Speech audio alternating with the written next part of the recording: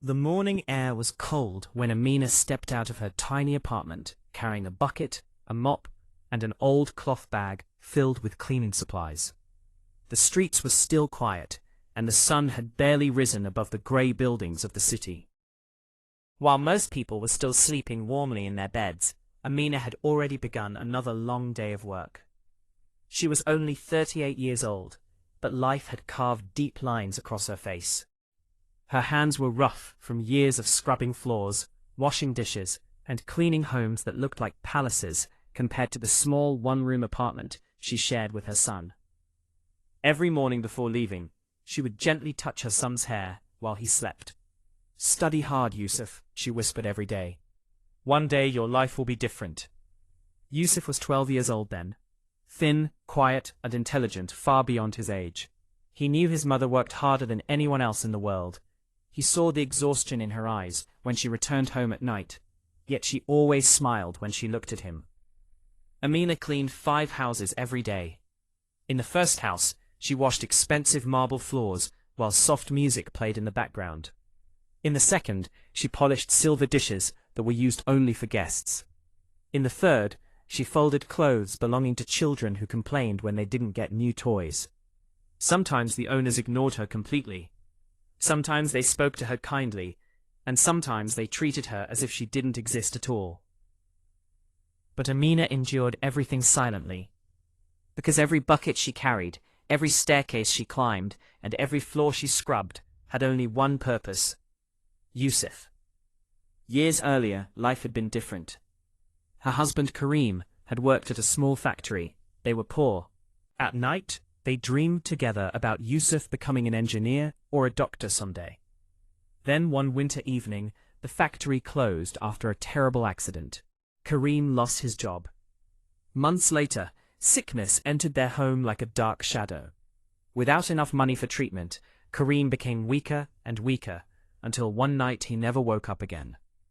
Amina still remembered Yusuf's tiny voice at the funeral. "Mom, where did Baba go?" She had no answer. After Karim's death, relatives advised her to stop dreaming big. "Put Yusuf to work after school," one uncle said. "You can't afford education." Another woman told her poor people should learn to accept poor lives. Amina listened quietly. But that night, while Yusuf slept beside her, she made a promise to herself. "My son will study," she whispered through tears, "even if I destroy my own body doing it." And so the years passed. During summers, the heat burned her skin as she walked from house to house. During winters, freezing rain soaked her clothes before sunrise. Some days she skipped meals so Yusuf could eat properly. Other nights she stitched torn uniforms by candlelight because electricity had been cut off again. Yet she never complained in front of him. Whenever Yusuf apologized for being a burden, she would cup his face gently. "You are not my burden," she said. "You are the reason I wake up every morning." Yusuf studied harder than anyone in his class.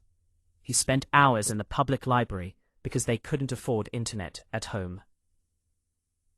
While other boys played outside, he memorized science books and solved mathematics problems under flickering lights.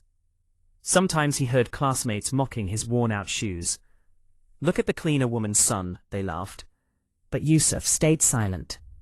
He remembered his mother's swollen hands every time he wanted to give up. One evening, when Yusuf was 16, he returned home and found Amina sitting on the floor, holding her ankle in pain. "What happened?" he asked, terrified. "I slipped while cleaning stairs," she said softly. "You need a doctor. We can't waste money on that." Yusuf's eyes filled with tears. For the first time in his life, anger rose inside him. "This is not fair," he shouted. "You work like a machine every day. Why does life treat good people this way?" Amina looked at him quietly before smiling. "Life is difficult for many people, Yusuf, but pain is not forever." Then she touched his books. "One day, you will heal people who are suffering. That is how our pain will become meaningful." Those words stayed in Yusuf's heart forever.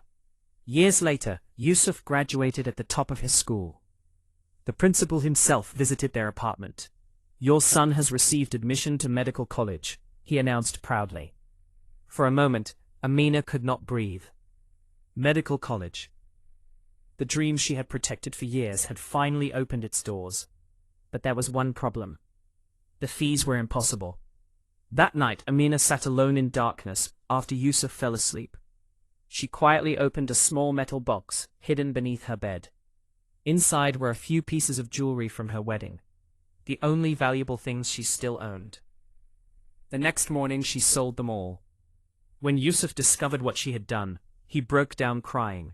"These were Baba's gifts to you." Amina smiled gently. "Your future is worth more than gold." Medical college was harder than Yusuf imagined. Students around him came from wealthy families. They drove expensive cars, used expensive laptops, and spoke confidently about vacations abroad. Meanwhile, Yusuf worked nights at a small pharmacy to pay for books. He often studied until sunrise. Exhaustion followed him everywhere. But every time he wanted to quit, he pictured his mother waking before dawn, with aching knees and tired eyes. And so he continued. Meanwhile, Amina grew older. Her back pain worsened each year. Arthritis slowly bent her fingers. Some employers replaced her with younger cleaners because she moved too slowly. Still, she refused to stop working. One rainy afternoon, while cleaning windows in a tall apartment building, she suddenly became dizzy and collapsed. When she opened her eyes, she was lying in a hospital bed. The doctor spoke gently. "You have severe exhaustion and high blood pressure. Your body cannot continue like this." Amina's first question was not about herself. "Can I still work tomorrow?" The nurse stared at her in disbelief. That evening, Yusuf rushed into the hospital, still wearing his medical student uniform. Seeing his mother connected to machines shattered something inside him. "No more," he whispered. He held her fragile hands carefully. "You sacrificed enough." Amina smiled weakly. "You are almost a doctor now," she whispered proudly. "I can rest soon." Months later, Yusuf entered his final year of medical training. One night he was assigned to assist during emergency surgery for the first time. His hands trembled with fear. "What if I fail?" he whispered to himself. Then he remembered his mother scrubbing floors with bleeding fingers. Failure was never an option for her, so it could not be an option for him either. The surgery succeeded. Years of struggle finally led to one unforgettable morning: graduation day. The huge auditorium overflowed with families wearing elegant clothes and expensive jewelry. Proud parents took photographs beside their children. Amina sat quietly in the back row wearing her simplest dress. Her hands looked old and worn compared to everyone around her. She felt embarrassed. Maybe she did not belong there. Then Yusuf's name echoed through the hall. "Dr. Yusuf Karim." The audience applauded loudly as Yusuf walked across the stage in his graduation gown. But instead of shaking hands immediately, Yusuf stopped. Then, in front of everyone, he turned toward the audience. His eyes searched until they found Amina. Slowly, he walked down from the stage and approached her. The entire hall fell silent. Yusuf knelt before his mother with tears in his eyes. "This degree belongs to you," he said. Amina covered her mouth, trembling. "You cleaned houses your whole life so I could stand here today. Every page I studied came from your sacrifice. Every dream I achieved was built by your hands." Many people in the audience began crying. Yusuf gently removed his graduation cap and placed it on her head. "You are the reason I became a doctor," he said. Amina could no longer hold back her tears. For years she had hidden her pain behind smiles, hidden her hunger behind excuses, hidden her exhaustion behind hope. And now, at last, all those silent sacrifices had become something beautiful. After graduation, Yusuf began working at a hospital in the city. His first salary was modest, but to him it felt like treasure. The first thing he bought was not for himself. He rented a small but comfortable home with sunlight, soft curtains, and a kitchen his mother loved immediately. "You don't have to work anymore," he told her. Amina looked around the home in disbelief. For the first time in decades, she woke up without fear of unpaid bills. Weeks later, Yusuf surprised her again. He took her to a beautiful clothing store and bought her new dresses. As she looked at herself in the mirror, tears rolled down her cheeks. "I spent so many years cleaning other people's homes," she whispered. "I never imagined having a peaceful life myself." Yusuf smiled. "You gave me everything, Mom. Now it's my turn." Years passed. Dr. Yusuf became known not only for his intelligence, but also for his kindness toward poor patients. He often treated struggling families for free because he understood their pain. Whenever people praised him, he always said the same thing: "The strongest person I ever knew was my mother."